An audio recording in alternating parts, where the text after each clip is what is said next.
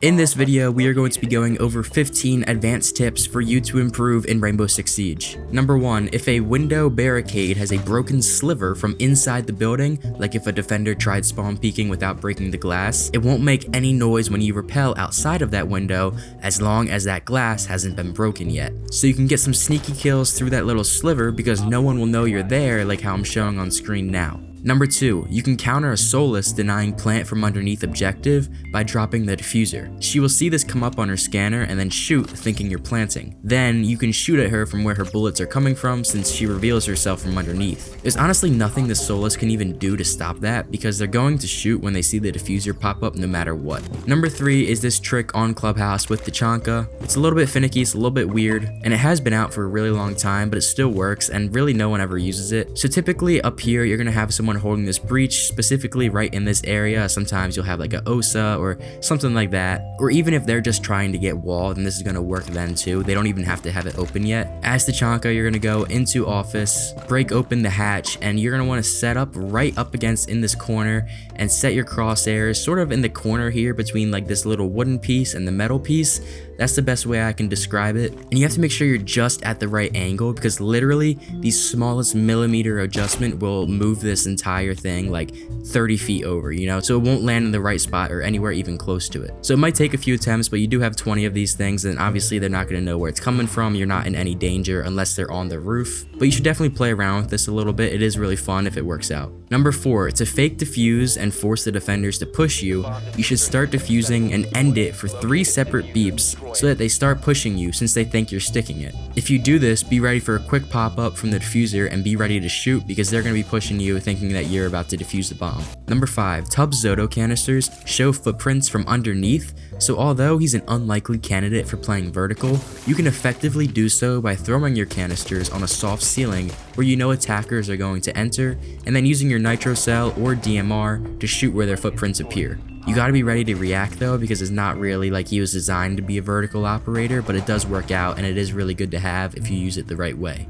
Number 6, place fuse cluster charges as high up on a wall as it can go rather than lower so that it has a further radius. This is something that not a lot of people do, but it does matter when you think about it. If you're placing it down here, like low in the wall, it's only gonna travel so far, you know? They're only gonna get pushed out so far. Whereas if you push it as high as it can possibly go, like how I'm showing, it's going to move much further in whatever room that you're using your cluster charges on.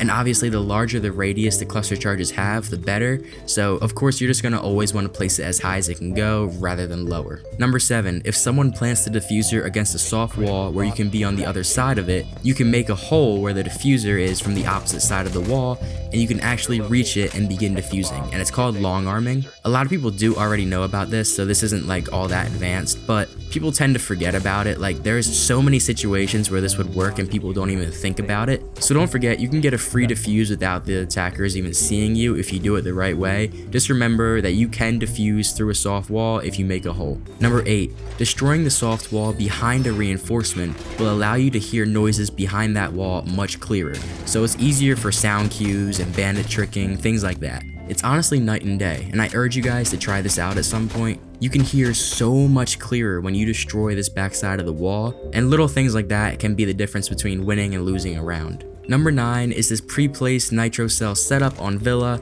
in study right in front of the doorway into Aviator. So obviously you're going to want to set up a cam in study somewhere and then pre-place a C4 on this ping. And this is almost a guaranteed kill as long as no one pushes from underneath and ends up seeing that C4. And if you stay around until the end of the round, like if it's a 2v3, you and your teammate versus 3 of them, I guarantee you they're going to try to push from study into Aviator to get a plant off in default. And you can definitely get 1 or 2 kills off of that. Like it is such a high volume spot, you need to be using this right away. Number 10, this may seem simple, but I think there's a lot of people that are misusing Zophia's concussion mines. People think it's sort of just like a stun grenade, but it is really different. They also completely, entirely deafen defenders as well. So you can use the concussion mines to rotate or push somebody without them even hearing you move at all. Or one thing that comes to mind, if you have coordination with your teammates, you could have a Zofia concuss the objective and then have an Amaru use her Gara hook into objective to get free map control, with the people concussed having no clue that she's even in objective because they were deafened.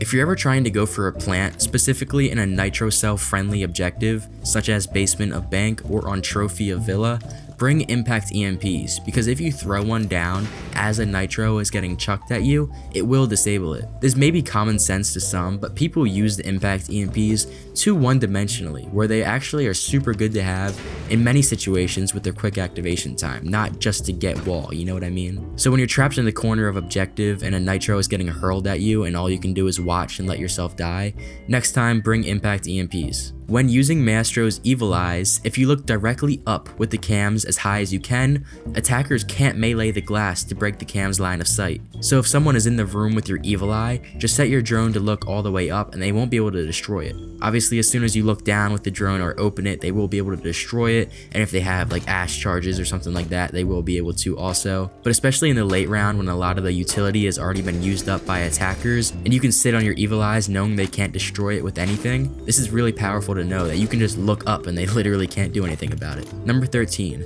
Capitão's fire bolts will not activate until it falls on a flat surface. So you can shoot at a ceiling for like a better angle or something like that, and then fire will essentially fall down onto the floor below it. And not only can this give you a better angle, but it can help you not expose yourself. So rather than trying to swing a door and, you know, send your fire out onto the floor where someone is holding you, maybe prone behind a barricade and just shoot that up into the ceiling, and you don't have to put yourself in harm's way at all. Number 14, this is a must know for if you're playing Mira. You want to shoot around the sides of your Black Mirror on the attacker side so that you have increased visibility. I showed what it looks like before, and here's what it looks like after on the screen now. It really is just one of those small things that can make a huge difference in a round. This final tip is very specific but super useful. I've seen it get used on Pro League for years now, so I can't really attribute it to one specific pro, but I do rarely ever see it get used in ranked. So you could really get an upper hand with this. On Cafe, people love to push Bakery from this door here. Sometimes they'll just hold an angle from outside to try and pick off the defender holding Bakery. If you make a hole at the top of the right side of Preparation and go and hold Train upstairs, when you prone, you can see all the way outside to the truck if you make a hole in the floor, and this is exactly where the attackers are going to be. It's a super strong spot, and honestly, defending Kitchen is already kind of tough with all the different entry points, so this is going to make it a lot easier for your team to be able to hold down Bakery, which is a vital spot to really be able to win this objective. Let me know if you guys learned anything new down in the comments. I have a playlist on screen now with literally hundreds of videos to get better at this game, so please check that out if you haven't already. Besides for that, I'll see you guys all in the next one. Peace.